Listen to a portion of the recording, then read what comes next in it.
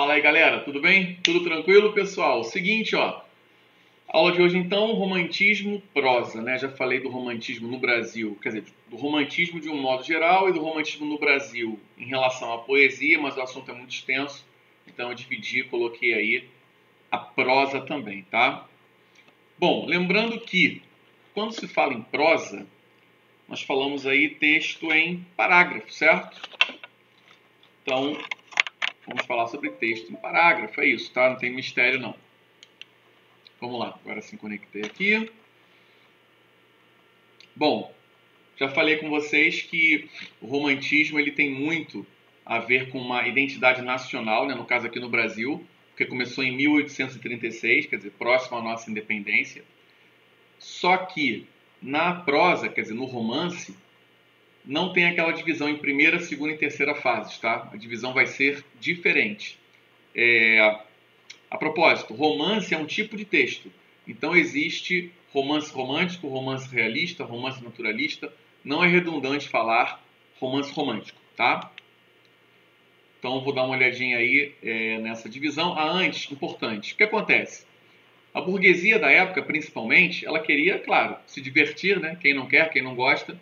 Então a burguesia daquela época, ela lia o romance romântico, ela se utilizava do romance romântico como fonte de entretenimento, como nós fazemos hoje com filmes, séries, com livros também, enfim. Naquela época não havia televisão, não é isso?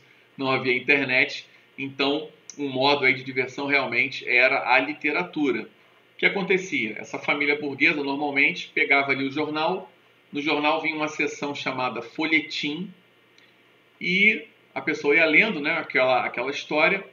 Quando chegava uma parte assim mais emocionante, né, por exemplo, na verdade o seu pai aí acabava, ou fechava o capítulo, enfim. Aí para saber da história, a pessoa tinha que comprar o jornal do dia seguinte. Perceba, esse formato deu tão certo que temos até hoje, né? Nas telenovelas. Concorda? Quando chega uma parte assim mais importante, acaba o episódio, aí você fica naquela curiosidade para no dia seguinte você, né, ver o outro episódio. Isso eles faziam já no folhetim. Então às vezes demorava, sei lá, um ano para fechar um livro completo, tá? Tanto que muitos falam que a telenovela é o folhetim eletrônico. Então botei pra gente, né? Entretenimento e lazer, tá? Olha lá, era a forma que a burguesia encontrava para ter seus valores retratados por meio de intensas histórias de amor e aventura. Então uma história sempre assim mais interessante, mais intensa do que a vida como um todo, né? Porque às vezes a vida é meio repetitiva, é meio monótona, né? Você tem ali um cotidiano, enfim. Já no romance romântico, não. Tudo era uma maravilha, né? Era muito mais intenso, muita aventura, as coisas bem diferenciadas.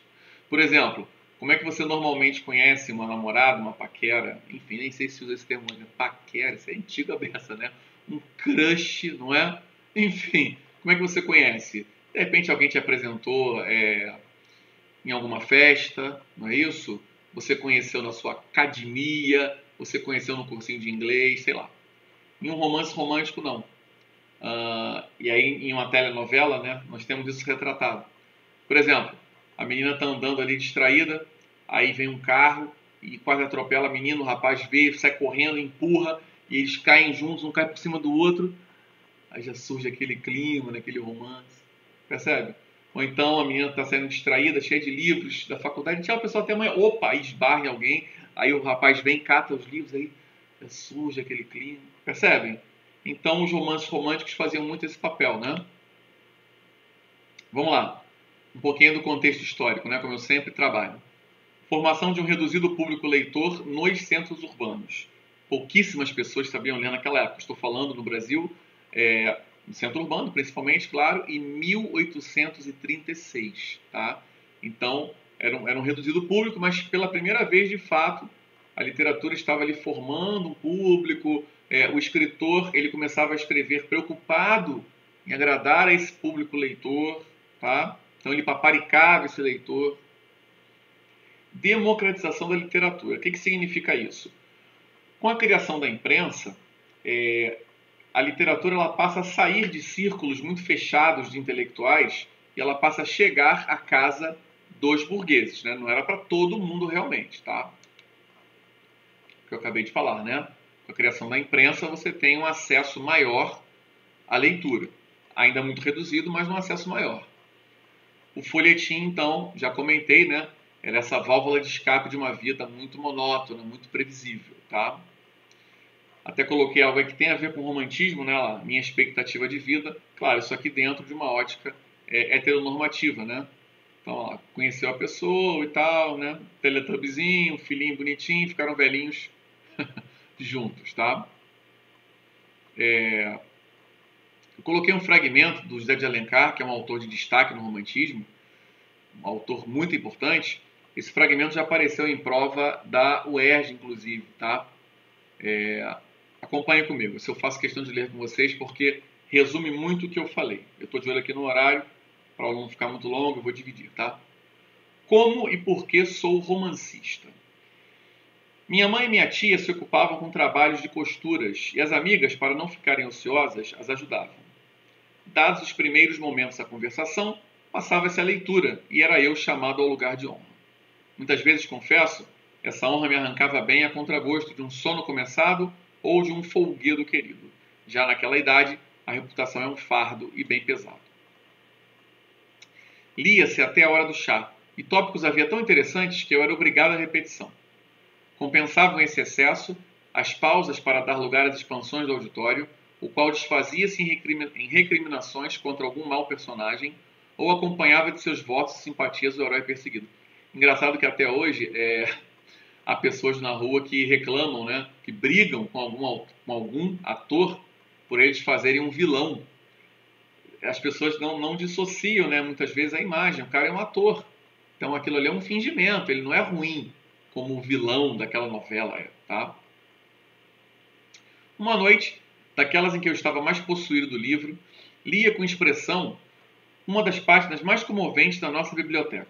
As senhoras de cabeça baixa levavam um lenço ao rosto e poucos momentos depois não puderam conter os soluços que rompiam-lhes o seio. Então perceba, aqui nós temos uma típica família burguesa em que uma pessoa ela era eleita para começar a leitura e as outras iam ouvindo e iam imaginando, tá? Com a voz afogada pela comoção e a vista empanada pelas lágrimas, eu também, cerrando ao peito o livro aberto, disparei em pranto e respondia com palavras de consolo às lamentações de minha mãe e suas amigas.